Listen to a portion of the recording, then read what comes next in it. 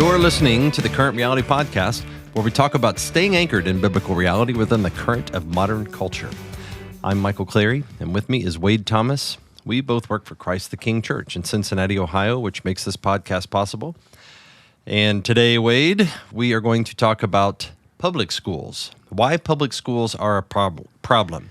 Why do you hate teachers, Wade? Yeah, there's a lot of reasons that I hate teachers. I don't actually hate teachers. I probably should have let that shave for a second. But all right, so public schools, I call them government schools, and that's not me being intentionally trying to be weird. It's me trying to reframe the issue more accurately. Public has the air of neutrality, as though It's like a positive word. right. It's at bet or it's We're the public. This is the public interest. We're serving a public good. right, exactly. And the reality is that your local school, whatever, Mayberry Elementary or something, is a government institution. It's administered differently than the Bureau of Motor Vehicles or the Department of Public Health, but it is essentially still a government institution with government sensibilities and government priorities. So it is more accurate to call what we call public schools government schools. And I think once you do that, it kind of allows you to think through, wait a minute, do I want this institution called the government training the next generation of human beings? And I'm going to go ahead and tell you, no, I don't want them. And I don't think most Christians should. And frankly, I don't think when you read the Bible objectively that it is, I was going to say that God does, but I'm not going to presume to speak with that kind of authority. Mm-hmm. But I will say it is more reasonable to read the Bible and study Christian history and reach the conclusion that it's not the government's job to teach children. I would say that. It's more reasonable to reach that conclusion than to reach the conclusion that it is the government's calling. Yeah, I would say that. It's not the government's job to educate our children. Maybe in a different era of American life, there could have been some reasonable partnership where some government entity could assist parents, provide a supplemental resource. It's like, hey, the government has resources to teach engineering skills that a parent, mom and dad, may not have. And that could be an optional thing. They could opt in or opt out. But it has become the presumption that and I think just a typical school day is built upon the idea that, well, we need it to last long enough because we have mom and dad both in the workforce 40 hours a week, so we got to entertain them. And when you think about what a typical school day is like for kids, there's a lot of wasted time in Absolutely, there. Man. It's not like it's like, just 8 hours of rigorous instruction. It's, the first time I heard government school even was, I remember Vodi Bakum. Yeah. Somebody sent me a talk, and I listened to it, and he kept talking about government schools.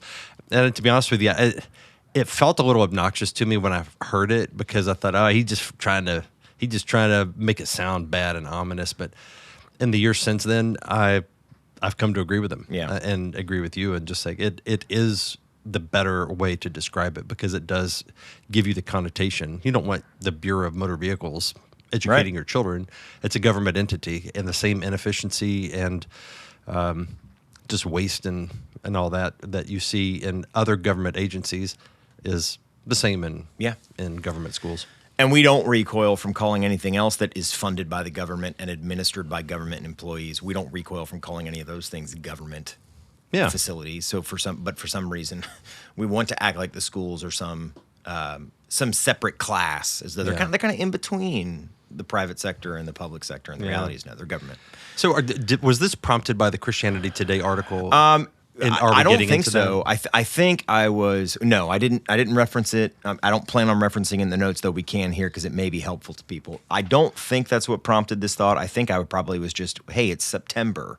Okay, back to school and time. We just started our homeschool co-op here at the church. Like there were just a number of things.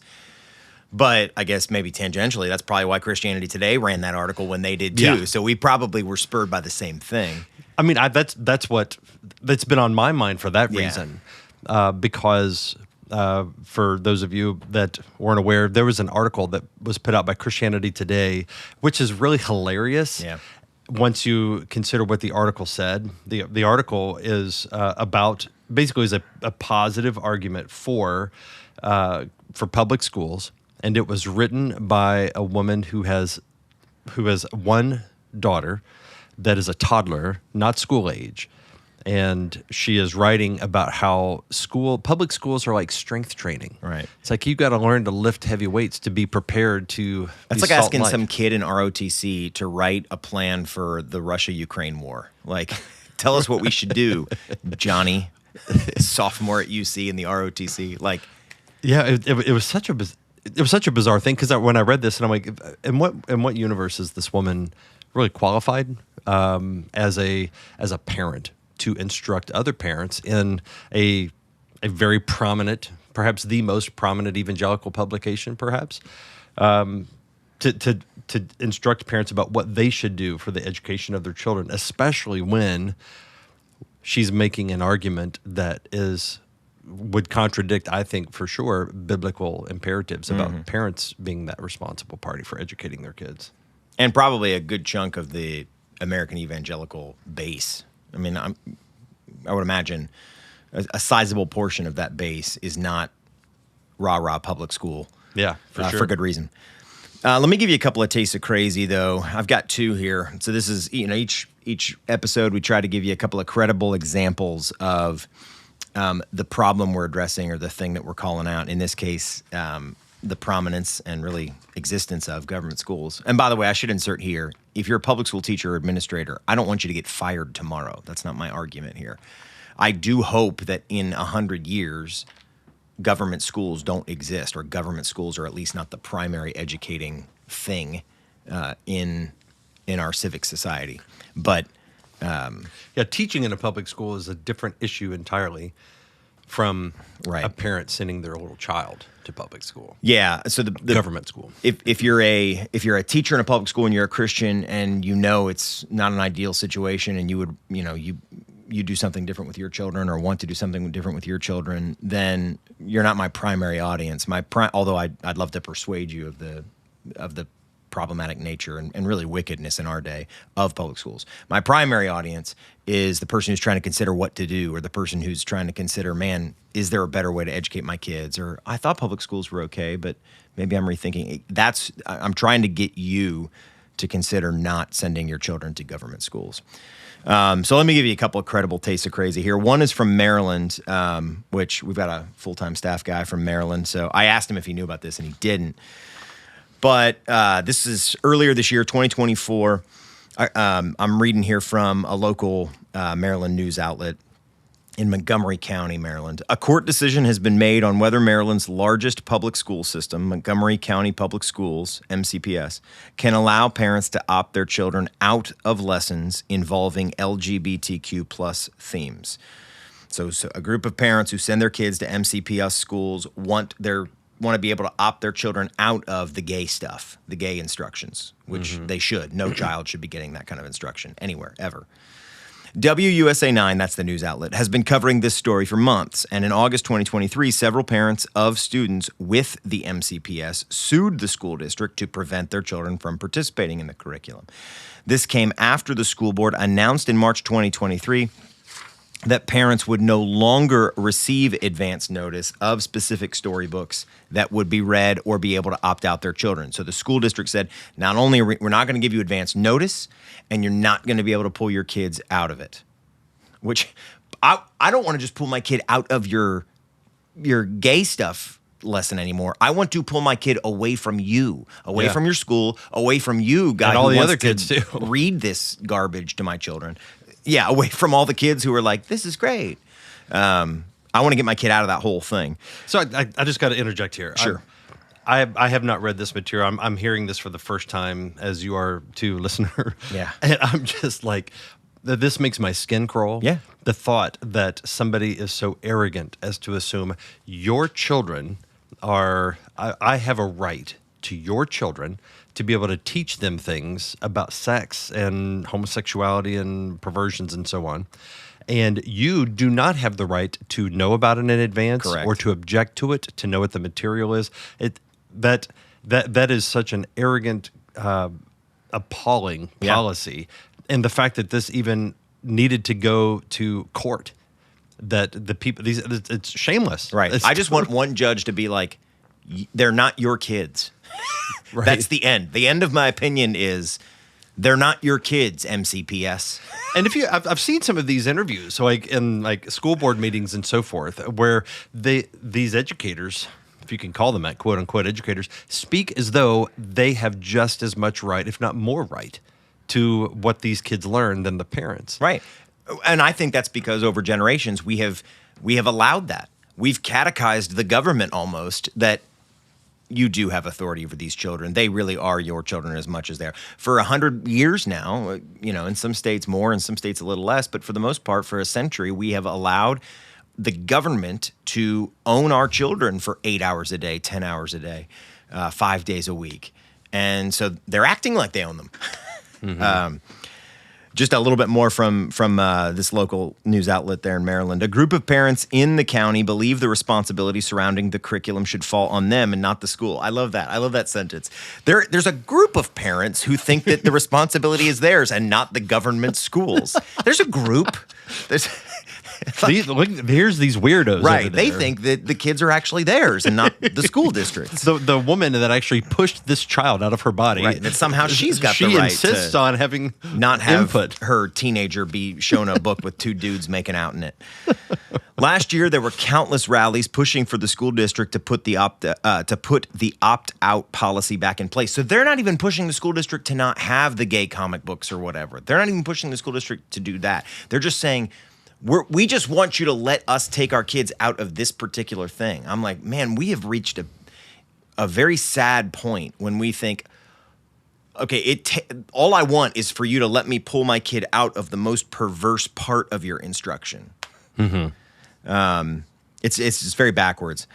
On Wednesday night, the Circuit Appeals Court in Richmond made a new decision stating that the school system does not have to allow parents to opt their children out of these lessons. The wording of that is just chilling. The Circuit Appeals Court in Richmond made a new decision stating that the school system does not have to allow parents to opt their children out of these lessons. So the school system actually owns the child. Correct. The school system is responsible for the child, and it is up to the school system to determine whether or not they will allow their parents to opt out. I mean, like that should make every parent, every God-given mother or father who has children knit together in the woman's womb and then given to those parents, you should hear that and your blood should boil. My blood's boiling. I used to get so angry. I mean, not like, punch a wall angry, but just like really, really indignant when my wife or people I love would say things like, well, the hospital won't let me leave yet, or the hospital won't let me do this, about medical institutions. Mm-hmm. It's not because I'm anti-doctor or anti-hospitals. I love doctors and I love hospitals. But they don't get to let me do anything. I mean, other than like their property. Like I can't steal their television screen or something. But they can't let me leave. Or this is your child. Exactly. And the school districts need to know they don't have the authority from God to allow parents to take their kids out. Or the parents can do as they see fit with those children. They're not the government's children. Yeah, there was a video that I saw the other day, and it was one of those things that it's like, watch this if you dare, but it's going to be infuriating. And it was, I don't know if I want to say the word, self-pleasuring, let's say. Starts with an M. Yeah. But it was a video. It was cartoon, and it was like even the child in the video in this cartoon, his voice hadn't changed yet, and so it just kind of like a high-pitched sounding voice. But it was all being implied that this child was doing things to himself, and it was like giving instruction about how to do this, and it was all kind of fun and playful. And I'm like, these people are. Is grooming overplayed? But I'm just like, these people are grooming children and sexualizing children, that in such a way that, I mean, it's like, what will these kids grow up to think and believe, and how will they behave? Right. Rather than protecting them, they're exploiting them, and it's just maddening that we allow this as a society. I don't even have to know why you're trying to talk about sex with kids. I don't even have to know. I just know you shouldn't be doing it. It's not your job, 30-year-old who graduated from college a few years ago and doesn't have any children yet. And like, they're not your kids. You don't get to teach them about sex, period. Yeah. Much less sexual deviancy and perversion. Yeah. I mean, I've had the sex talk with all 4 of my kids. Yeah. And it's a conversation we have, a number of times so that they are slowly introduced to how their body works and how God made the world, how God made boys and girls and men and women, and how babies are made. And I say this as a father who cares for these children, that wants them to understand the way God made the world. And I am trying to equip them for a future where they can enjoy healthy sexuality with their husband or wife in the future. Yeah. These teachers probably wouldn't even know the child's middle name, wouldn't know their birthday, wouldn't know their favorite food or favorite snack or color.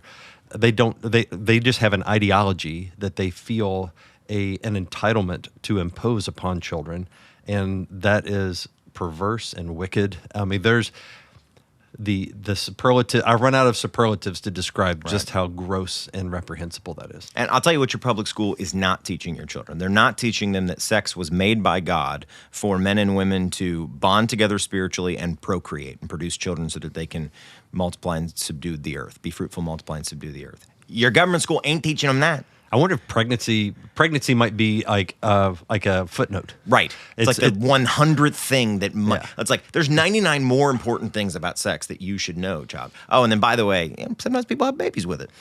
But you don't have to. Or right. Totally of course, you can kill it if it happens. Yeah, you can. There's a Planned Parenthood right next to us, also which receives federal funds. So one more here locally. This touches our city here. So this is from the Cincinnati Public Schools, June 2022. Just a little bit from this resolution celebrating Pride Month from the government school district that has, I don't know, thousands, tens of thousands of students across Hamilton County here in the Cincinnati area. Whereas the month of June is widely recognized as Pride Month to celebrate and honor members of the lesbian, gay, bisexual, transgender, and queer LGBTQ community, June has been recognized as Pride Month since at least June 1970, when a group of advocates organized the first Pride March on the one-year anniversary of the Stonewall Uprising in New York City. These people are freedom fighters, Cincinnati Public School has civil rights declared. activists. Right.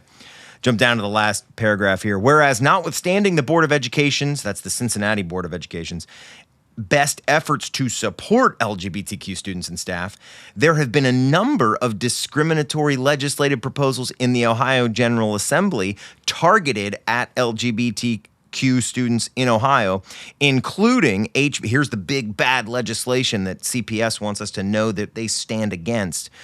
HB 616, prohibiting schools from teaching and using curriculum materials on sexual orientation or gender identity. They won't let us read the gay porn in class. Congratulations on doing your job, Ohio General Assembly. And HB 61, prohibiting transgender student athletes from participating on teams that match their gender identity. So CPS stands... Boys playing in girls' sports. CPS stands against the law that prohibited dudes from playing in girls' sports. The Board of Education will continue to oppose these political attacks on the LGBTQ community. So that's from Cincinnati Public Schools there, our resolution. So this is a resolution, which is basically a statement of this is what we believe, but... It doesn't have any binding authority, so but it is an official... It's not but it's a school board, and so that's telling. Mm-hmm. This is not what the state legislators have passed as a bill or legislation. This is what the public schools believe, despite what the rest of the state has said. And I think the language of discriminatory is interesting because discrimination implies a standard that is being violated. Right. And the standard being violated here is the presumed right to indoctrinate kids in basically pornography and that sort of LGBTQ materials. And if you say you can't do that, you're discriminating. Yeah. The word discriminatory is always a big tell when you're reading these things. And the school board is a government. It's a government institution. It's an My appendage tax of the government. Right. Pays for these schools. Exactly. My kids don't go there, but I am funding these things with my tax dollars, and that's very frustrating. It is, and it should be. Okay, so let me give you the lay of the land here from 30,000 feet, what we're talking about. It's a two-parter here, two-parter lay of the land. Number one, public schools, the existence of public schools, assumes that the education of children is the government's job. The existence of public schools assumes that the education of children is the government's job. And number two, public schools, you need to know, are not spiritually or morally neutral. They are not. They will never be. So let me start with that first one. We're going to dive deeply into the issue here. Public schools, the existence of public schools assumes that the education of children is the government's job. We need to re-examine, as Americans and certainly as Christians, we need to re-examine the propriety of the government being the primary educator of children. We all just grew up assuming that's just how it is and how it should be. Understand, listener, that the government forcing families to send their children to school is a relatively new thing in human history. The Compulsory Attendance Act of 1852 in Massachusetts was America's first such law. So we're talking less than 200 years ago. We all I grew up just sort of thinking, I guess in the background of my mind, like this just must be what has always occurred. I went to public school too. Mm-hmm. But it's less than 200 years ago that the first compulsory school law existed. Here's a quote from that law. Every person who shall have any child under his control between the ages of 8 and 14 years shall send such child to some public school within the town or city in which he resides during at least 12 weeks. 12 weeks out of 52. Things have changed a little bit. If the public schools within such town or city shall be so long kept, if they even are open that long, in each and every year during which such child shall be under his control, 6 weeks of which shall be consecutive. So actually back then is like 2 stints of 6 weeks and you're done. Definitely, we've and this is a state law. That was a state law, 1852, and that's all there are currently. So the United States government does not officially interfere, legally, in the education of children. So your state has to have a compulsory education law because of the 10th Amendment. The federal government doesn't force anybody to go to school. The federal government doesn't force anybody to go to school. You're not going to get the truant officer is not an employee of the FBI. You're not violating a federal law by not sending your kid to school. It's all state laws. But now, since 1852, within 100 years or so of that law in Massachusetts, all 50 states enacted compulsory education laws. And so the Department of Education then... all they do is, and it's still, they create standards that people opt into, states opt into. You opt into by taking money. So it's a workaround of the 10th Amendment. The 10th Amendment does, the federal government cannot interfere where it doesn't have express authority in the Constitution. Well, it doesn't have the authority in the Constitution over education.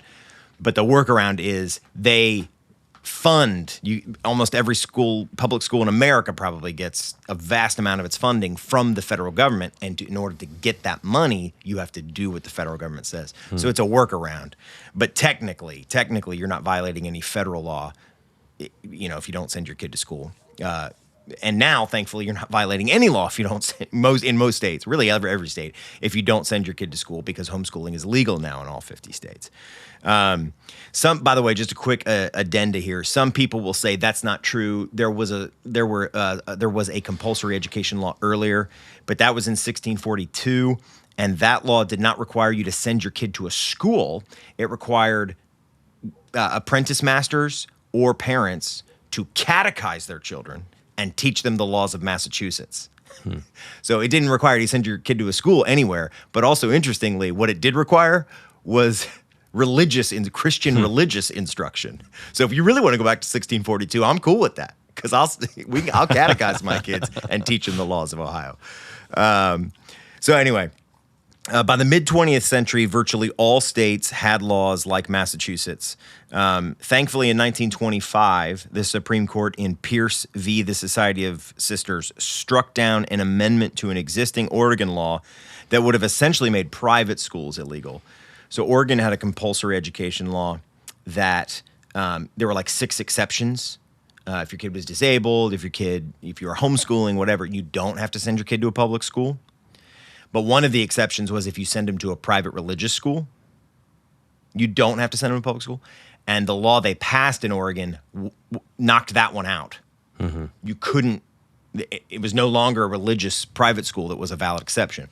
And I think it was an anti-Catholic thing. I think they were like trying to get, some, like the KKK did actually exist and they did actually hate Catholics. And I think that's what was going on there.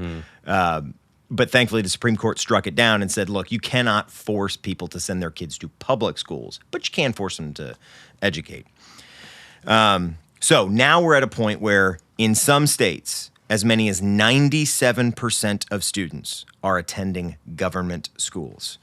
In some states, as many as 97% of students are being educated by the government for 5, 6, 7, 8 hours a day, 5 days a week.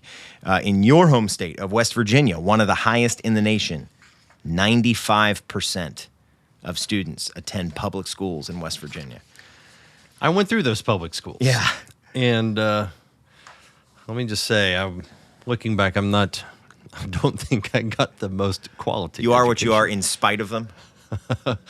Well, whatever I am, yeah. I mean, but fast forward to 2024, and I'm sure, look, neither of us wants to run down good teachers who work in government schools. I mean, you can be a good employer or a good employee in all manner of things that aren't themselves good. Yeah, my stepmother, she was a public school teacher. Right.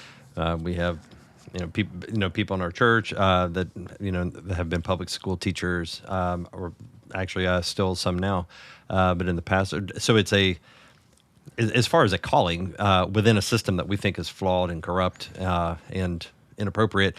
Nevertheless, that system exists. Right. And as long as it exists, there is a place for Christians to have a role there, to be a testimony for Christ and to do good there. I just don't want it to exist much longer. I mean, I'll give you another example. And teachers should exist. So I'd love all people who feel called to teach. I want to be able to teach Christians, anyways. A similar example.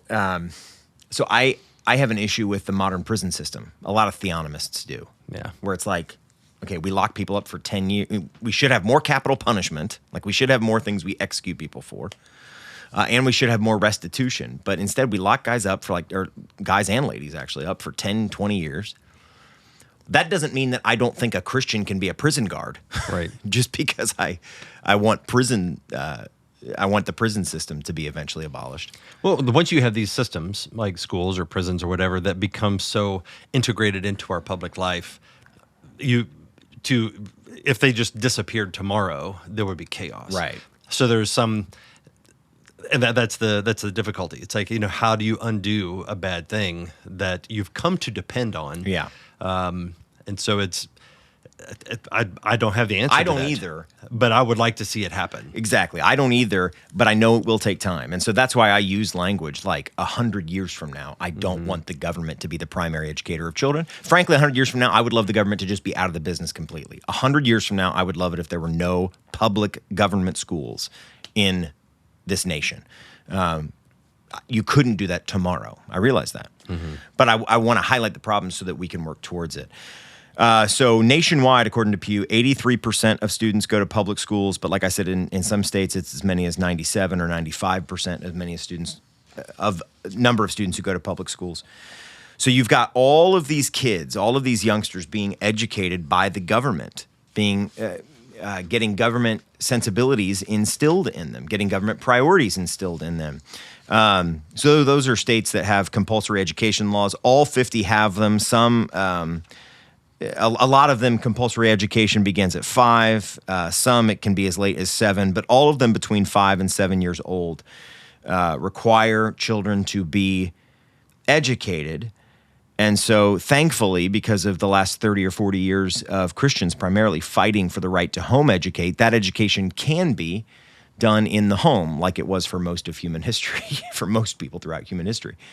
But like for instance, in the state of Ohio, at least until recently, if you were going to educate at home, you only had a couple of options, and all of them involved basically getting the government's approval.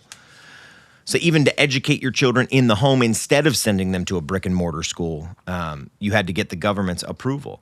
And I know, like, some people have had to fight the government Yes. just to be able to do that without being.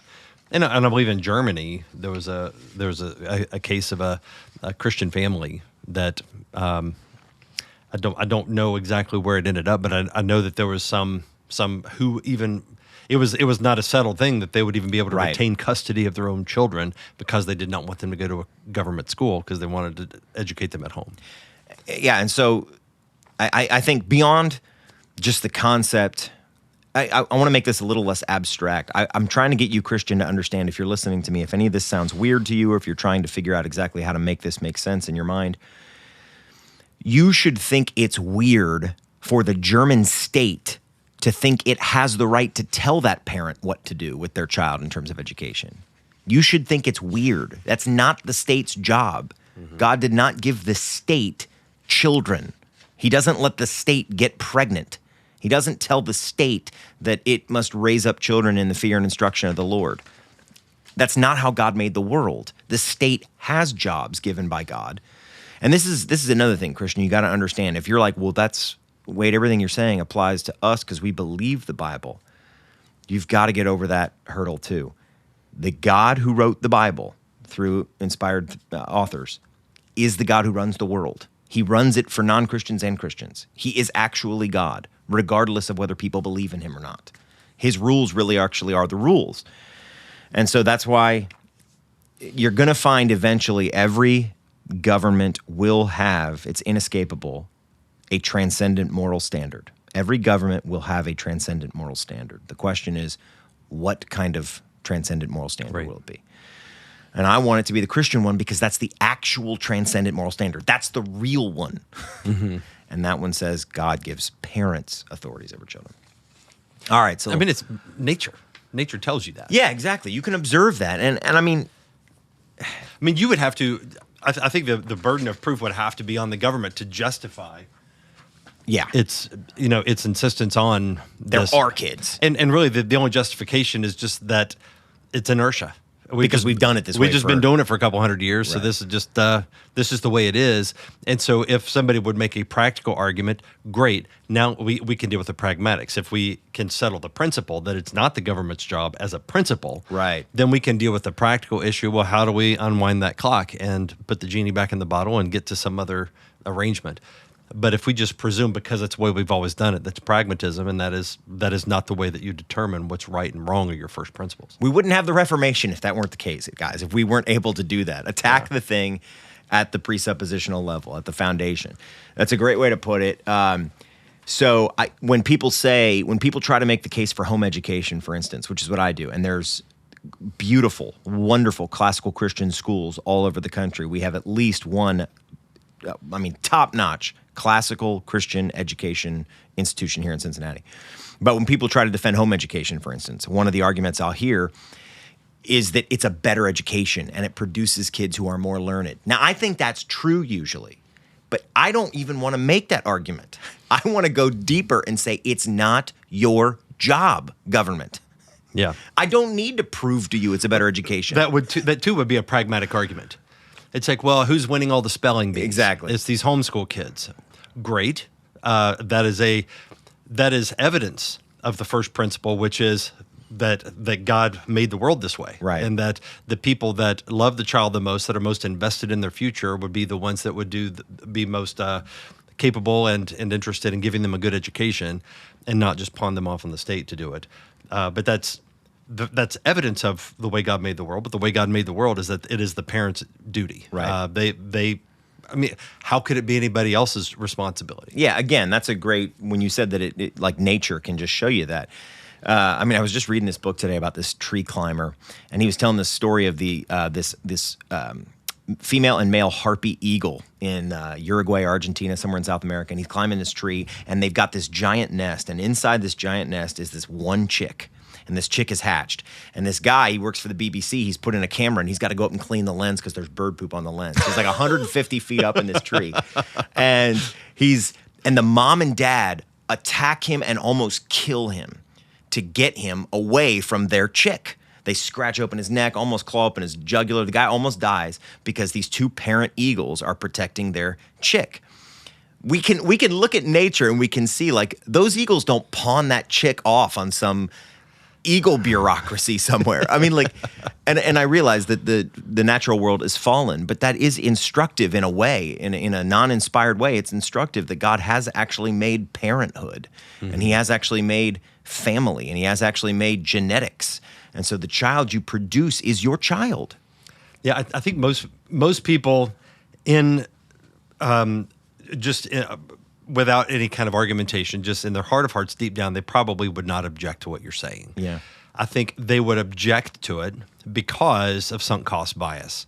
Like, my kid's in the 5th grade. All of his friends are at this school. We both work now. Yeah, it's just like you've built your life around a particular way of being, and rather than saying, you know what, we did that wrong, and now we need to figure out a way forward that is more faithful, rather than just acknowledging a fault, you justify the decision that you made 10 years ago because of how practically unworkable it would be to do something else. Yep. Don't determine your principles that way. Don't determine your ethics or morals that way. You determine your principles and morals and ethics by good use of Scripture, understanding the way that God made the world, and then you can apply it. And then if you're like, hey, my kid's in the 5th grade, or my kid's in the 9th grade, whatever, wherever you find yourself, you can acknowledge, just listen to an argument and not let what it might cost you to change determine whether or not you agree or disagree.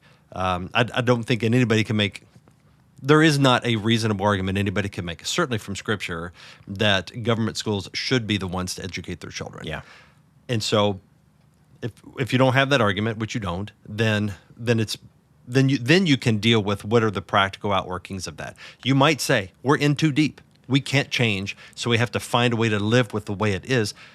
Better to do that than to just say it's the government's job and I'm not going to argue with it. Yeah, that's beautifully put pastorally. So let's say there is, let me just paint a hypothetical here. Let's say there is like a single mom or something, one kid in 9th grade, or a couple of kids, and they're spread out across the age spectrum. And she's listening to this and she's like, I get it now. I hate it, but you're right. This does make sense. It's not the government's job to educate children.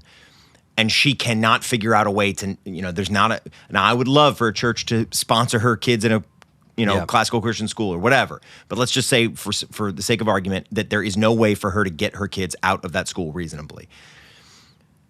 Then I would want her to receive this reality from the Bible, understand that a combination of her sin and other people's sins has led to this situation, and there may not be a way for her out.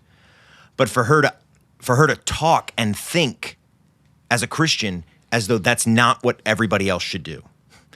You know what I'm saying? Like talk and think as though you get, okay, I'm stuck, but I don't want anybody else to fall down this hole. Yeah, exactly. Yeah, it's like, that's the whole trap of empathy that, if you're in the mire, if you're in some pit, you can't help anybody if you just jump in there with them. It's right. Like if you realize that something is an error or wrong, even if you're stuck, it's okay to say, hey, I'm stuck here. There's nothing I can do, but I don't want to let what got me here to be the norm that everybody else. I don't want to normalize being in a hole. Right. Like, hey, everybody, we should all be in holes. We should all send our kids to public schools because we don't. Right. And for that Christian, just one last word, I would say, if what I just said in some way applies to you, single mom or not, whatever, like I can't get out. Understand God is still God. The Holy Spirit still dwells in you if you're a Christian, and He will help you. But I'm not going to act like what you are stuck in is ideal or what you are stuck in is good. It is not good to send your children to government schools. God can work through it. God can work in spite of it, and God is still God. But God is not, I am confident that God is not smiling about us sending our children to government schools. For sure. As a practice. All right, so let me go to the next thing. So there is no spiritually or morally neutral school. All schools make disciples, and government schools make government disciples. Government schools tend towards making government disciples. So let me tackle this a couple of ways, but the first one is think about all of the hundreds and thousands of interactions that, like if you went to public school, that throughout your middle school years or your elementary middle school years that shaped what you love and your affections and who you wanted to impress. Almost none of those soft personality kind of things were taught to you explicitly from a teacher behind a desk. They were picked up by osmosis. Yes. That kid wears that kind of jacket, so he's with the cool kid. You know, you got like this table with the stoners, and you got this table with the jocks, and I want to date her, but, you know, I'm not sure that I could ask her out yet. And like the hundreds of thousands of little things that shaped who you were, that happens in public schools. Yes. And those things in a government school, listen to me, are not going to propel your kid towards Christ. They're not going to shape his affections towards Christ. Yeah, there was somebody I talked to a while back that was they were kind of wrestling with the decision to go to public school because their kids were just about going into that school age. And so I was talking to him about this, and I believe you talked to him as well, and we had similar input for him. Like, hey, like you really need to be very cautious here and think of other alternatives and so forth. And he said, well, you know what? I talked to the school superintendent, and I was given assurances, hey, we're not woke. In fact, I think this woke stuff is very dangerous. And that seemed to be compelling to him, the guy we're talking to. And to my knowledge, his kids are in public school to this day.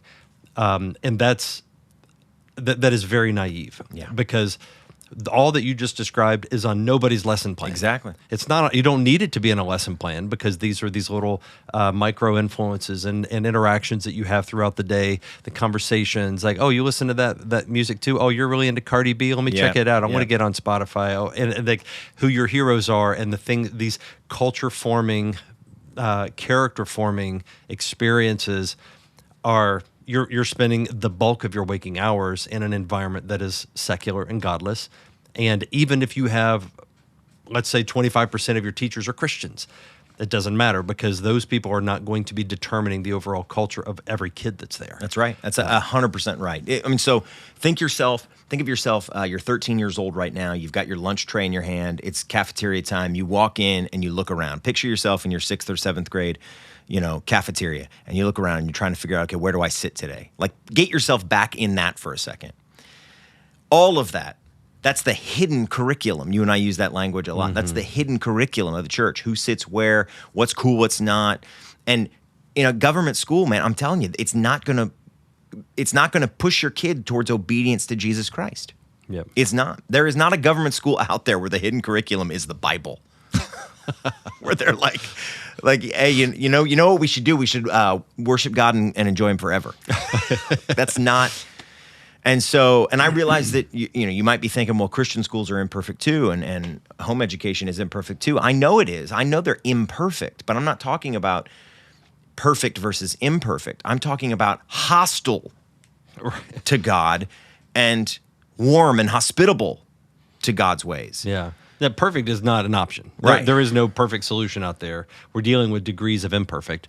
But as you say, I mean, there is something that's generally favorable and receptive to the Christian gospel and the truth of God's word. And then there's an environment that is absolutely hostile to the Christian worldview. Yeah. And you might find a school district here or there where there might be some school that just happens to be an outlier. But man, that would be 1 in a million. Yeah. Your kid's not going to graduate from a government school and being like, you know what has really helped me in my walk with the Lord is this public school. Like that's not the hidden curriculum of a public school is not. Well, let me just use this opportunity to address something that I'm sure somebody is thinking. Somebody might say, well, being in a public school tested my faith in such ways that I grew stronger through that. That may happen. And if you're stuck in a public school, may that be the outcome for your children. Nevertheless, we are never under any circumstances commanded in the Bible to pursue that, to put ourselves, it's kind of like saying, you know what, I want to strengthen my faith today by walking into a porn shop and closing my eyes. That's exactly right. And it's like, yeah, you might be able to do that and you might get stronger, but it's like, why would you do that? Why would you subject yourself to an environment? And you see, more of a narrative form of this where in Genesis, Lot was. That's exactly what I was thinking Yeah. of. Yep. He was tempted by Sodom. He moved near Sodom, and then he pitched his tents as far as Sodom. A couple chapters later, there he is living in Sodom. Yep. And then what did God do? I mean, God torched the place. Lot made it out by the skin of his teeth. But his wife died. His wife turned into a pillar of salt, and he committed incest with his 2 daughters. And his future sons-in-laws, they died. Who at Moab and Ammon? Yeah. The fiancés of his 2 daughters who wouldn't come because they thought he was jesting. Yeah. So, I mean, this guy lost people he cared about. Yeah. I mean, you would have to make the same argument that Lot made a wise choice to strengthen his faith by moving into Sodom. Faith. No, that is putting God to the test, and that's not the way the world works. Yep. If in His providence, He puts you in a situation where your faith is tested in such a way, so be it. And God is faithful; He will help you through it. But we don't seek out these sort of absurd circumstances where our faith will certainly be opposed and will face persecution. So it's sort of like, that movie, I didn't see it, but it was 127 Hours, right? That's the one where James Franco cuts off his arm. Yeah, I did see that movie. So I'm sure that guy, because it's based on that real story, I know. I remember when it happened. I'm sure that guy would say that ordeal strengthened him and made him the man he is now. I mean, most people who go through something akin to that will say, like, that's a big part of who I am. And yet he would not advocate you crawling into a crevice in Utah or whatever and having to chop off your arm. Like, yeah, well, there's a guy who's like an inspirational speaker, and he basically is a torso and a head. You know the guy I'm talking about? I think so, yeah. He doesn't have arms, he doesn't have legs, but he's able to give these motivational, inspirational talks and stuff. Same thing. I'm sure he would say, this has made me who I am, and I'm a better person because I've had to overcome trial. Wonderful. That is an inspiring story. Nobody should go out there and cut off their arms and legs. And he wouldn't advocate you to. Right. Surely not. So, that's the same logic that we would have to apply here in the school situation. You don't put yourself intentionally in a situation subjecting yourself to hardship and like hostility towards your faith so that you might get stronger. Right. Because that's not, practically speaking, it just doesn't happen that way most of the time. No, it doesn't. So let's dig into that a little bit, actually. So what I said, they make disciples. All schools make disciples. Schools are churches. Schools are churches. That's a memorable way to put it. Yeah, and when I say that, when I say schools are churches, I don't mean like literally. I understand the New Testament uses the word church a specific way, but what I'm getting at when I say schools are churches is they shape what you love. They shape what you're afraid of. They shape what you think about. They shape your daydreams. They get into any place you spend as a child, as a young man or woman, that much time, especially around peers, and you're held captive. You can't leave. Anytime that happens, you are going to begin to think and feel the way that place wants you to, the way the whole institution, hidden curriculum and explicit curriculum, want you to. And so let's deal with some of the explicit curriculum here. The average attendee of a government school will be trained towards thinking human beings are an evolved animal that is generally a drain on the planet's resources. You will explicitly be trained towards that. And not trained towards believing that human beings are made in the image of God to be fruitful on the earth and to subdue the earth.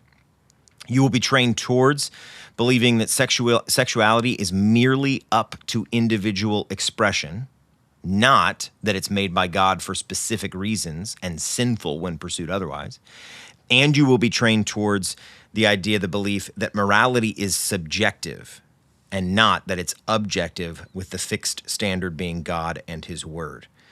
So we all know these things, even if you recoil at them a little bit, but let's explore them just a little. Here's from the American Psychological Association, the APA, in advocating for LGBTQ plus curriculum nationwide. That's their language. Quote from them: anti-LGBTQ plus curriculum laws rely on outdated information and harmful stereotypes that not only create hostile environments for LGBTQ plus people, but also limit access to cutting edge. I love when people use positive adjectives, just cutting edge information intended to promote public health. Like sodomy.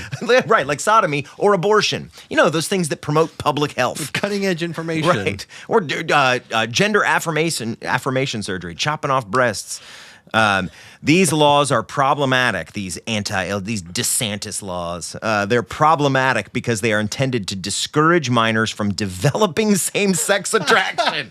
They are problematic, the APA says, because they're designed to discourage minors from developing same-sex attraction. You know who else is trying to discourage minors from developing same-sex attraction?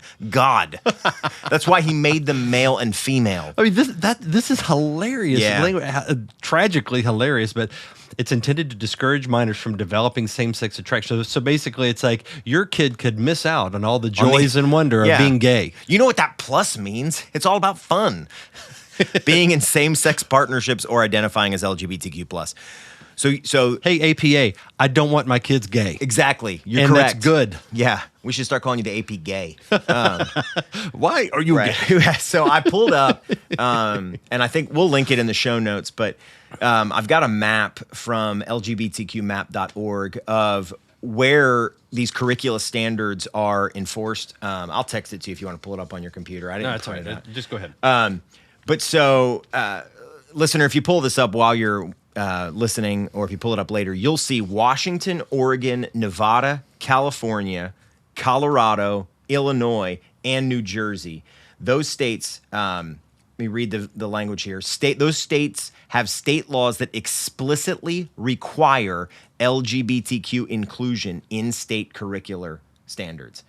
So those are states that require that kind of curricular material in public schools. And then there are a whole slate of other states that either require state education department to create inclusive model, even though the schools don't have to use it. So basically, states are continuing to move towards producing and or mandating the use of LGBTQ plus curriculum. And I don't even like saying LGBTQ plus anymore. I sort of banned I banned LGBTQ plus community, that language from my own vocabulary, because you wouldn't say the white supremacy community. So don't say LGBTQ plus community. But even just LGBTQ plus as like verbiage, it really does not get at what this is. This is sexual deviancy. This is sexual perversion and immorality. So we've got 7 states that mandate sexual immorality and deviancy be taught to your children. And this map is pro. Yeah, it's pro. So these 7 states, they're colored in green. Yeah. Green is in go. That's a good thing. Right. It's celebrating them. And then the ones, gets increasingly orange or red, as in danger, warning. And, you see like Kentucky, Indiana, Florida. Those are the bad states. Ohio, unfortunately, is neutral. Yeah, we need to. Yeah, that's rookie numbers. We need to bump those numbers up and get them. We need to be more hostile to this in our state. I want to be hostile to all sexual perversion being taught to children. Okay. Yeah, I know that's a controversial opinion. Well, there's the even just the language. So the language is MAP, LGBTQmap.org, and MAP is Movement Advancement Project, which is a weird verbiage, but. It's also an acronym for minor attracted persons. Well, that's what I'm getting at. I wonder, is that a bit of a psyop, to massage this into the way that we think that maps are good? Because minor attracted person, in case you're not putting 2 and 2 together, that means pedophiles. Correct. And that's what's under the plus sign in LGBTQ plus. And so we have to understand. They are not going to teach in a public school, in a government school in 2024. They're not going to teach your children what sex is.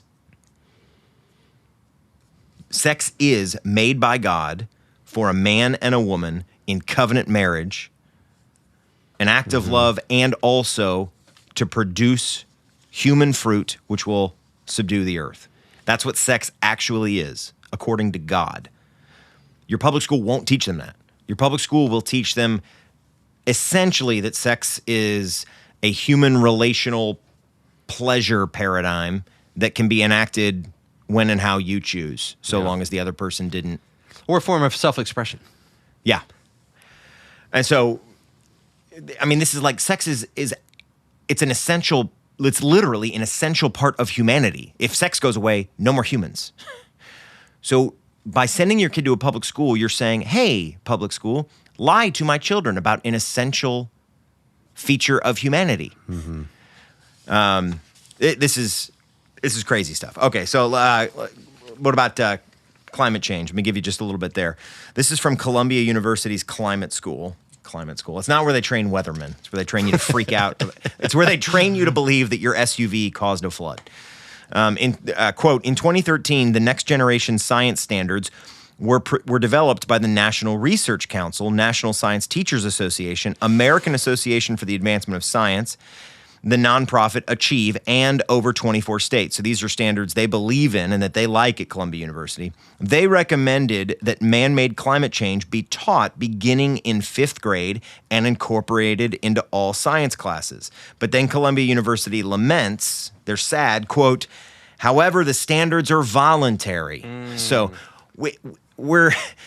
Can you believe it? We can't shove it down their throats. Exactly. It's voluntary. What are we going to do with these why people? won't the federal government just make kids learn that SUVs cause hurricanes? 44 states use the NGSS, Columbia says, or have crafted standards based on them. The rest develop their own science standards. Ugh, they probably think like God made the world or something. And, quote, in climate education, incorporating, now listen to this, social emotional learning might include recognizing that humans are a part of the web of life, promoting understanding of environmental justice issues, fostering collaborative problem solving to help develop solution, and also introducing a spiritual connection with nature. Hello. That's what Columbia University wants schools to do. Okay, listener, you gotta pick up on some of the language here. Yeah. You may not be paying attention to this, but there's agendas are embedded in the language that some of these organizations use. 100%. Social emotional learning. Basically, maybe an easy way to just sum that up is if you think all things woke, that's social emotional learning. Yeah. Woke peer pressure. Woke peer pressure is social emotional learning. So when you hear those three words together, that means that it's like that means like the oppressor oppressive paradigm, cultural Marxism, that sort of thing. Environmental justice issues, that is a way to make environmentalism, environmental communism sound like you're doing some virtuous thing. Right. Reproductive justice is murdering babies. Exactly. So you can know environmental justice. That's murdering people. That's murdering people. We need less people. 6 billion's too many, 4 billion's too many. Let's get it down to 1 billion. But then a spiritual connection with nature. I mean, like, what spirit? Right. It's probably a spirit, but it's not the Holy Spirit. Well, the same people who made this, I guarantee you, they love that Apple ad where you've got that black woman pretending to be Mother Nature and sitting down. Yeah. This is essentially personifying it. This is Romans 1. Yes. We're literally worshiping the created thing rather than the creator. Yeah, 100%. And so that's what Columbia University, which is not some, some random out of the way hole in American life. Like, this is a major Ivy League institution. That's not like Portland Community College. Exactly. Okay, so and then let me get to evolution and listen. Is this the one you sent me earlier? Yes. Okay. This one's, yeah, I know, man. I mean, like the way that they say the quiet thing out loud. Yeah. So if you are a Christian who doesn't have a problem with evolution or doesn't have a problem with evolution being taught, I don't have time to try to persuade you that that's crazy and you should. But I'm just going to tell you, the Bible says that he made people. The Bible does not allow for Darwinian evolution, period. Darwinian evolution is false. It didn't really happen. God made people. God made animals. But if you go to a government school, they're going to teach your kids that he didn't. They're going to teach your kids that animals and humans are a result of biological evolution, natural selection, mutation leading to natural selection. So here's from a 2009 academic article that we'll link in the show notes on teaching evolution to kindergartners and second graders. Quote, it was written by 6 professors. State and national standards call for teaching evolution concepts as early as kindergarten, which provides motivation to continue to develop science instruction and curriculum for young learners. The importance of addressing students' folk theories regarding science justifies teaching evolution early in K-12 education. All right, folk theories, what is that? God made the world. Yes. Like, your cute little Christian thing. Your folk theory. And they probably would say, like, no, we're talking about all creation myths, the Navajo and all kinds of people have different, like, regardless, that's not the primary one you've got in mind. I'm guessing if you could make the Christian one go away and all that was left was the Indian creation myths, you'd probably let them live. You'd probably let them go on. But yeah, so the importance of addressing, and what they really mean there is refuting. That's what they really mean. Yeah. Students' folk theories regarding science justifies teaching evolution early in K-12 education. In this project, and in the article, they describe what they did. But let me jump forward a little bit.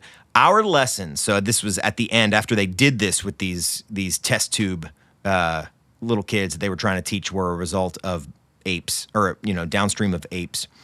Our lessons attended to the students' prior knowledge and utilized inquiry and modeling to teach and assess their ability to recognize patterns of similarity and differences among organisms. Using their products and comments as evidence, it was apparent the students were able to communicate recognition of patterns and effectively apply their knowledge in near transfer activities, indicating they achieved our learning objectives. Translation, we got them to believe what we wanted them to believe. Now they might have come in here believing that God made bottlenose dolphins, but now they can look at a picture of a dolphin and a picture of a skeleton of some mammal we told them existed millions of years ago. And now they can, okay, that thing evolved into the dolphin. Gotcha. Yeah.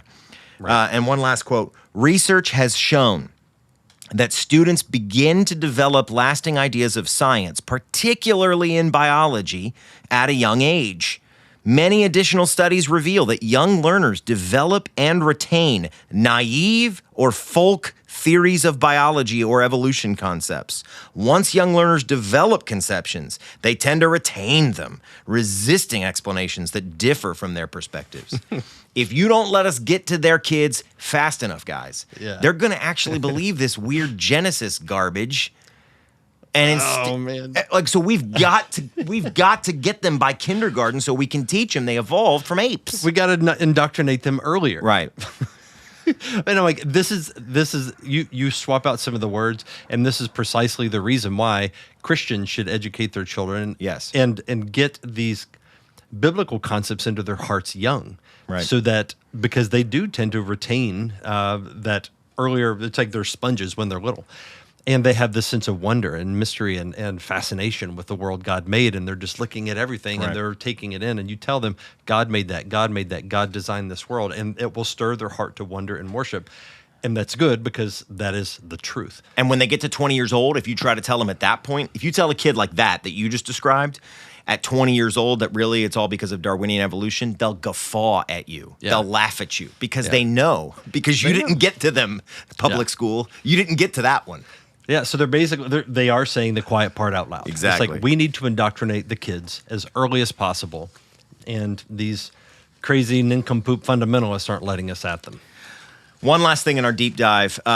This is we don't have to spend much time on this unless something sparks in your mind, but I need you to hear this. And this is that chart that I've got there, Michael, and I think we can link to this as well. But an important truth for parents with boys to understand is that public schools, and really many brick and mortar schools of all kinds, are highly feminized. So women aren't bad, but the reality is you don't want a boy to be only ever taught by women. Yeah. You just don't. Here's the breakdown. In 1987 to 1988, 70.5% of all public school teachers were women, and 29.5% were men. In 2020 to 2021, that was up to 76.8% of all public school teachers were women, and only 23.2% were men. Mm-hmm. So less than a quarter of all teachers are male. But law of averages, at least half of your students are male. Right. So you've got hundreds of thousands of boys in your state, likely, depending on what state you live in, who are being educated almost, or certainly primarily, and depending on their class, what kind of class they're in, maybe almost exclusively by women. And that's just not good. It's not good and even not just the instructors are mostly women, but actually a lot of the way public schools, and thankfully a lot of classical Christian schools don't have this problem, but a lot of public schools are set up in a highly feminine way. Like asking a 8, 10, 12-year-old boy to sit still in a chair and stare at somebody without talking or moving his body for an hour or 2 hours. I mean, yeah, block scheduling. This kid, this adolescent boy with testosterone flowing in his body, is being asked to sit still for hours on end. There's a reason why most of human history didn't do that. Yeah. It's just not as easy or as natural in God's design for boys to learn the exact same way girls learn. They don't. Most boys are going to learn in a substantially different way than girls. Yeah. But your public school doesn't account for that. And girls, and if it's your point, girls do perform better in school. Yeah, they perform better in school because it's a more feminine model. Mm-hmm. And so if you got, like I have 3 boys and 3 girls. If you're sending 3 boys and 3 girls to the exact same school to learn the exact same way every day, don't expect the exact same results because they're not the same. Yeah. All right, let's unmask some sophistry. Just 3 things I want to unmask here. The first is we've already touched on it, but we call them public schools as opposed to government schools. Don't do that, Christian. I encourage you to start using the phrase government schools. Obviously, it could be used as a pejorative, and if you're obnoxious, stop being obnoxious. But as much as possible, or in strategic ways, call them government schools because that really is what they are, and I think it helps people in their minds to reframe the issue. Second bit of sophistry circulating this issue is, well, we want our kids to be missionaries. Some Christians will say that. We want our kids to go to public school to be missionaries. Okay, let's think about that for a second. Are you going to send them to Indonesia? Why not? You going to call Voice of the Martyrs and see if they've got an opening? Do you do that with your 8, 10, 12-year-old? Okay. It's a cop-out. Right. The reality is a young child, is not called by God to be a missionary any more than they're called by God to be an elder of your local church. Mm-hmm. A missionary is someone who goes out into the pagan world and wins people for Christ. We would not send most Christians out to be missionaries in a foreign mission field. That's exactly right. And these are like adults that are responsible. Yeah. But most people are not called or equipped for that. But little 9-year-old Aiden here, he's ready. But even if you do send out an adult, you train them for a period of time explicitly for a missionary task and calling. You don't expect, well, he's just going to learn how to be salt and light. It'll strengthen his faith. It'll just emerge naturally. And I even heard him telling somebody at school about Jesus the other day. And I'm like, that none of those things are justifications. Those are. It is irresponsible to send a kid to a government school with this as your rationale, especially. It's a cop-out. Yep. And I'll give you one more thing to think about. Your kids, if you think you're sending them to public schools and missionaries, think about how much time they actually get to talk or have any authority. A missionary goes somewhere and he delivers a message. Mm-hmm. Your kid is going to a public school to sit in a desk captive and taught and shaped. Yep.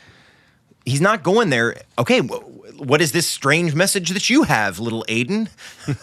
It's not Mars Hill. It's not the Areopagus. Your kid is going to be instructed and shaped. Third one is, well, we don't want them in a bubble. We don't want our kids in a bubble. Now, I say that's sophistry. The reality is, I do think most sensible Christians don't want their children from 0 to 18 to have never interacted with a non-Christian. And that's the argument from the Christianity Today article. Yeah, okay. It's like I don't want my child to be encountering the evil of the world for the first time when they're 18 years old. And I'm like, I don't know any Christian home education family that lives that way, that lives as though their child never interacted with. I'm sure they exist the way cults exist and the way that families who lock their children up in the basement and feed them through a little, hole in the door exist. But that's not actually what the typical Christian education family does. Right. Your kids, as they get older, are going to be given more and more exposure to the world because at a certain age, they're going to have to go out into that world. Mm-hmm. But to say that because I want my kids to begin to have more exposure to unbelievers as they get, because of that reality, I'm going to take my 8-year-old and deposit them at a government building filled with unbelievers to be taught by them for 8 hours a day, 5 days a week, because I want them exposed. That doesn't follow. You want your kid to have a gradual exposure to unbelievers and to the world, the way you want your kid to have a gradual exposure to a lot of things that an adult Christian will need to have exposure to. Yeah. You're probably not going to give your 8-year-old a beer either, right? Yeah, parents that say this sort of thing, maybe they don't even realize it, but they are trying to justify a decision. They don't start with those principles and then reason their way to public school as the best choice. They start with what do I need to think to justify sending my kid to public school? And these are the little slogans and catchphrases that people say that sound good. But the thing is like these helicopter parents that basically shrink wrap their kids will send their kids to public school. Yeah. Because right. It's not about protecting the child. And how many of those parents were like I don't want to raise them in a bubble, so I send them to public school parents, were super protective about COVID. Yes. So it's like when it comes to my child's soul, yeah, I want him to get out there and rough and tumble. But when it comes to this virus that 99.9999999% of healthy children recover from, there is no caution is too much. Yeah. Out of an Come on, abundance man. of caution. Right. I've heard somebody say, I don't want to shelter my child.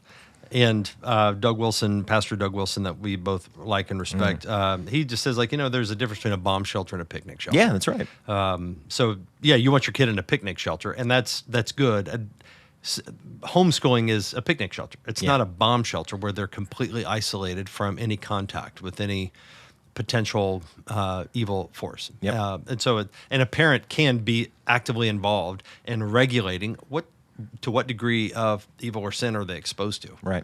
And at what age and which kid. Yeah. And guess what? You, parent, are the one most qualified to make that decision. Right.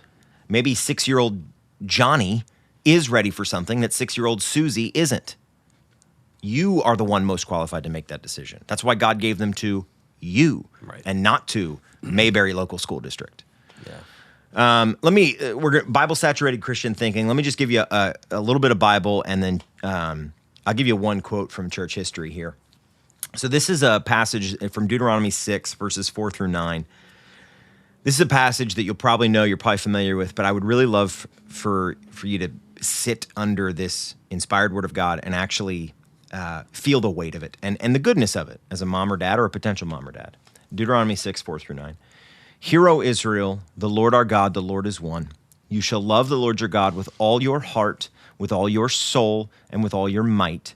And these words that I command you today shall be on your heart. So he's given them to you. They should be on your mind and on your heart, you listening to me. But that's not the end of it. You don't keep them merely in your heart.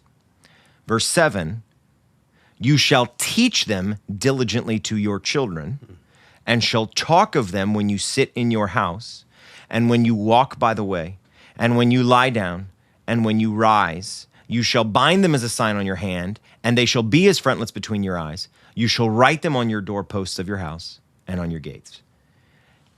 What's the point there? It's something like this.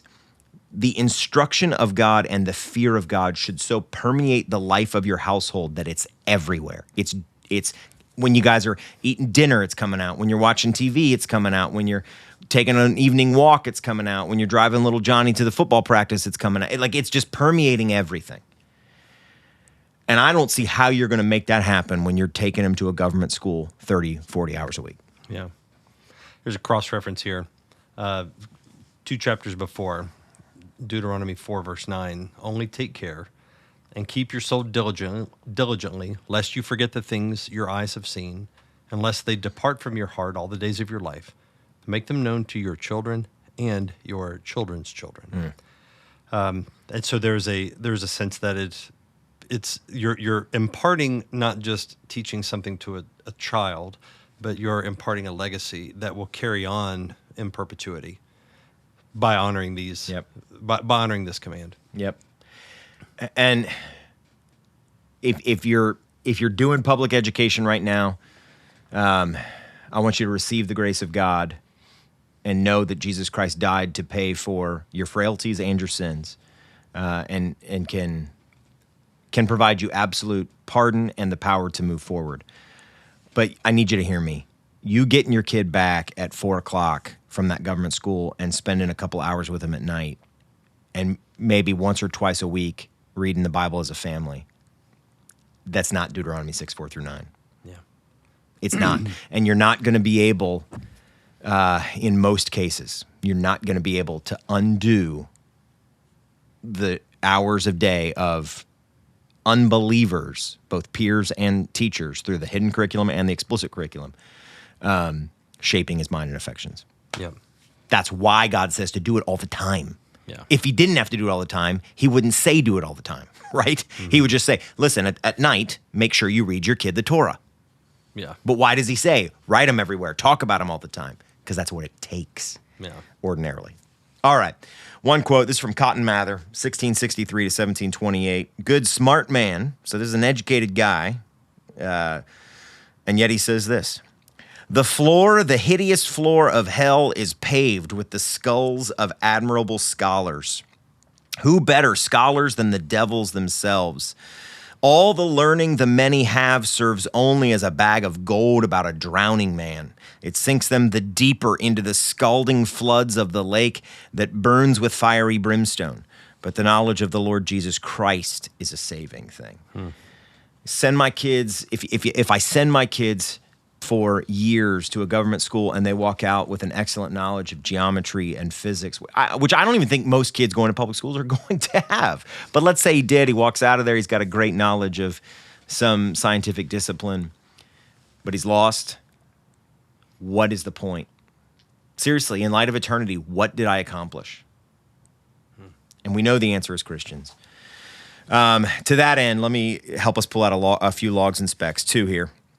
2 logs and specs. I've got one that I would add to this. Okay. So first one, we have not looked at education the way the Bible does. We have viewed education as what our kids need to get jobs. Yeah. And I know every Christian listening to this will probably say that's not true, but I'd like you to really examine your heart, because I love education and I'm not immune from this. I can sometimes think, well, what is going to help my kids, or, my boys especially, get good jobs? Now, it's not wrong to want a good job. It's not wrong to want to make a good living, but that is not the point of education. My kids are not cogs in some economic machine. They were made by God to glorify him and enjoy him forever. And education is meant to serve that end. And so I want education to smell like, let's be excited about God and his world. Let's be excited about the fact that the triune God made this thing, this place.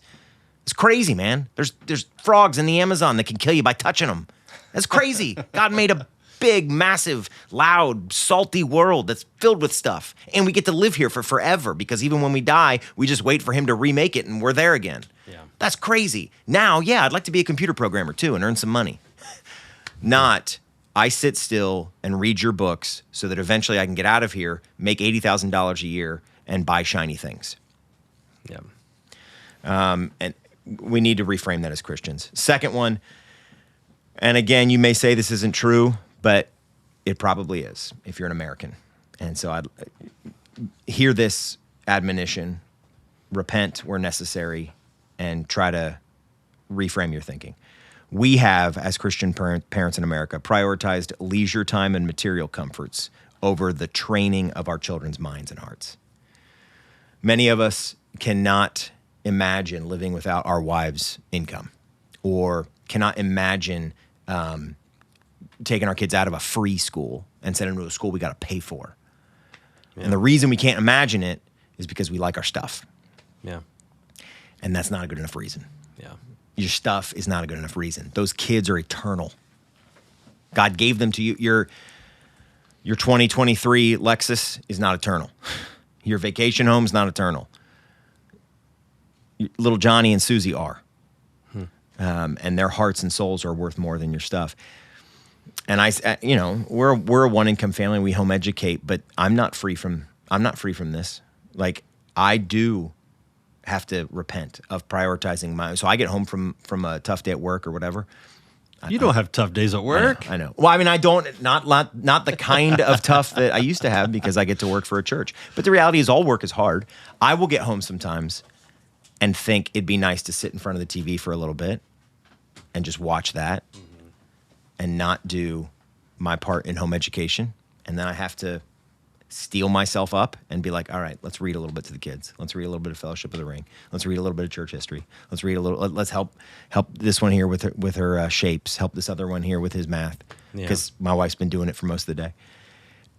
And I don't always do it. There are times I prioritize my own leisure time and I say, I'm going to watch the news or whatever. I've got to rein that in. It's a commitment. Yeah. It's a commitment of your, I mean, even for somebody who you're in that stuck situation, there is no outsourcing of this responsibility. Yeah. And even if you're like, you feel like you don't have an option, regardless of to the extent to which that's actually true, the point being is that it's not something you get to outsource. And whatever you can, every parent should be investing in their kids' education and doing what they can to do Deuteronomy 6:4-9, to impart these principles to their kids. Yeah, because like you said, no one else is going to do it for you. It's yours. You can't. Nobody else cares about your kids as much as you will. You said you had wanted to add? Yeah, I know that I figure a lot of our audience are pastors, and so I want to give you an exhortation here and then share a story. The exhortation is simply that pastors, this may very well be, this will be, if you start talking about educating your children from the pulpit, or if you're advocating for it in other writings or in church ministries, this will be one of the top 5 things that will get you in hot water with your church, especially if you don't already have that culture established in your church. And so what your church will want you to do is to treat all options as equal. So public school, private Christian school, homeschool, 3 options, broadly speaking.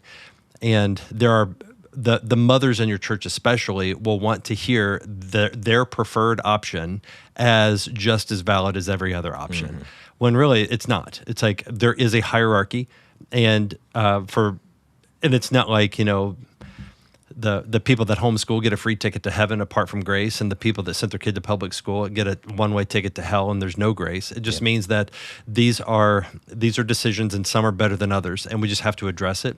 So I started addressing this at the church, and I took some heat for that.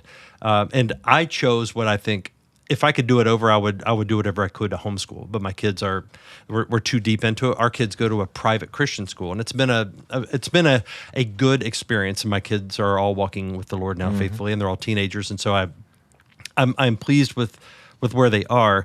But if I were just starting over, I'd be like, we need to do whatever we can to homeschool. But I was not as informed then as I am now.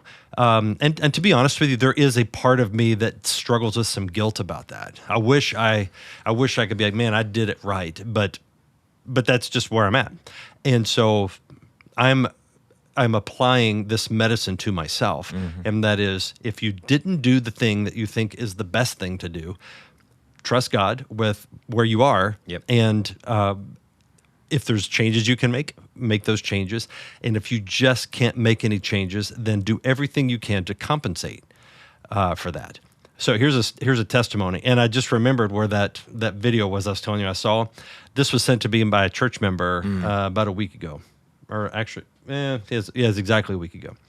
So a guy in my church said, hey, Pastor, he sent me a video of this woman who, this is an Ohio mother, and she gave a video. It's like she's like doing this, like I'm in my car, talking to the camera, and then she spliced in these little videos that they were showing at school.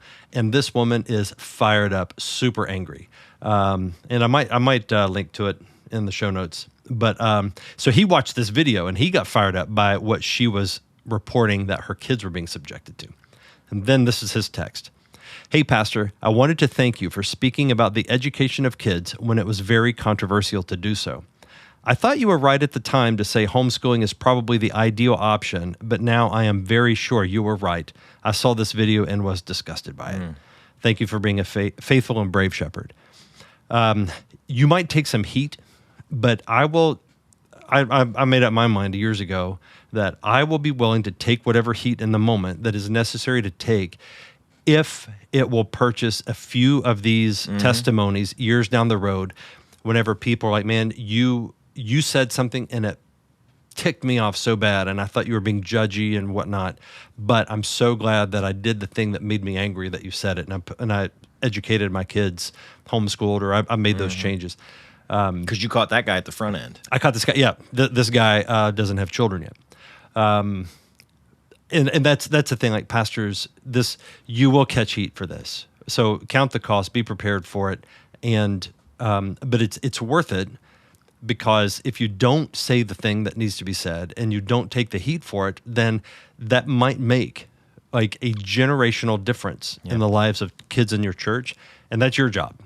That's your job to protect your parents from their own naivete, ignorance, or foolishness, or sin for the sake of their children, because you are shepherd of the parents and those children. And another quick testimony: there's an elder in our church. Well, he's not an elder now. His term is up. His term is up. He's served faithfully for 2 terms. Our bylaws require him to step down. He doesn't like the language of sabbatical. So, but faithful man, faithful elder. But he made this decision. So his kids were in public school, and then he was just burdened and convicted the more he saw. And he made the very difficult decision of pulling his kids out of public school and homeschooling them. And some of them were, right around the teenage mark.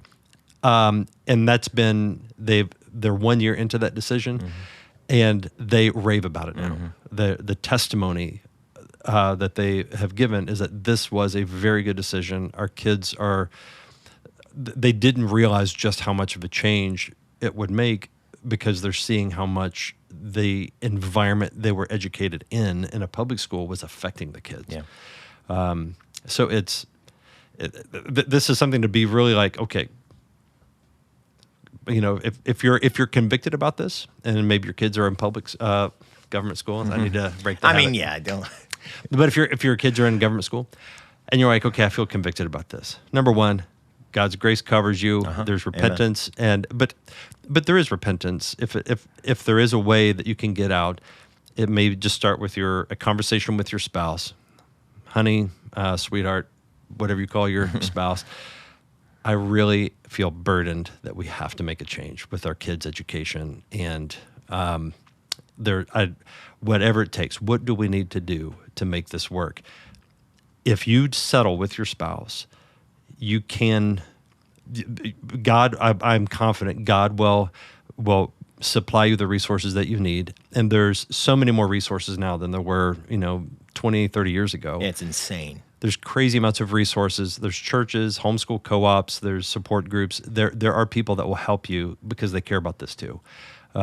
So if you want to, if you would like some help, reach out to us. currentrealitypodcast@gmail.com. That email goes directly to me.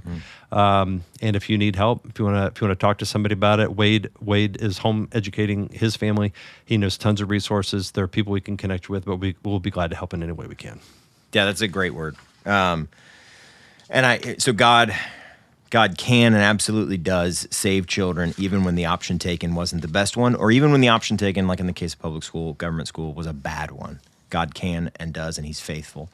But if you're in the middle of this, or if you know somebody who's in the middle of this or going to have kids, which the reality is almost everybody would fall into one of those 2 categories, then don't act like they're all equal. They're not. They're not all equal. All educational options aren't equal. All schools make disciples. It's just a matter of what kind. So what kind of school do you want your kid in? I'm going to give you 3 reasons for hope as we close out here. The first one, a reason for a hope that's rooted in truth. These really are your children. And you really are more qualified than a government school district to ensure their minds and hearts are formed. Yeah, but I don't know, math that well. I don't know geometry that well. I don't know. You know what you do know? Your kid. and you can learn those other things. We live in a country, in a society that is filled with educational resources. I mean, they're coming out our ears, the number of educational resources you can use. But there's one thing you have that nobody at that school district has, and that is your kid's best interests at heart in the middle of the night when you wake up. That's right. Your kid is loved. It's like an ad or something on my computer. It came up here. Some Lionel Richie that just started coming through your speaker there. Who doesn't love some Lionel Richie? Let Lionel Richie and I both tell you, listener, that you know your kid and love your kid the way nobody else ever will. And so receive that knowing you are qualified to either A, teach your kid, or B, find your child the best Christian place for him or her to be taught. Second reason for hope is rooted in the gospel. You are, if you're a Christian, you are a forgiven man or woman with the Holy Spirit in you. Lead your children to know their Maker and his world, since you already have peace with him. Because of the gospel, you are a son or daughter of God. If you're a Christian, you are an adopted son or daughter of God. You can have the courage to teach your children, or get a Christian who can teach your children, employ other Christians at a Christian school to teach your children about your God and his world. And the third reason is rooted in the church. You don't have to educate your children alone. God has given Christians to churches so that they can be strengthened in grace together. Our church started a homeschool co-op. Tons of churches that we know of have started Christian schools and or homeschool co-ops. You are not an isolated Christian. If you've got a church, then you have people who love you and who love your God, which means they can love your kids and they can help you love your kids. You're not on an island, and this isn't a burden that you have to bear alone. Your kids were put in a family that's a part of a church, so use that church. Above all, saints, trust him. He made your children, and he can use you to do what's best for them. Thank you for listening to the Current Reality Podcast. Feel free to send us some feedback at currentrealitypodcast@gmail.com. If you found this episode helpful, consider leaving us a positive review and sharing it with a friend. The Current Reality Podcast is brought to you by King's Domain in Cincinnati, Ohio.